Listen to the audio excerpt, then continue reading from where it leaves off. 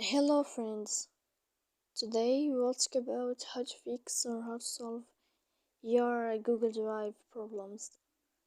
To know how to fix your Google Drive, you should just go to settings.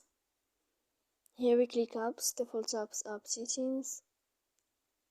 After that you'll enter to the window of Google Drive. Then this page you'll enter to force stop and you click OK. Here we'll enter to storage. Then we click clear cache. At the end you can go to your Wi-Fi and you can turn off. Then you can know how to fix your problem on Google Drive.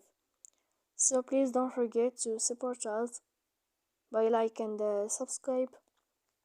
See you next time in another video.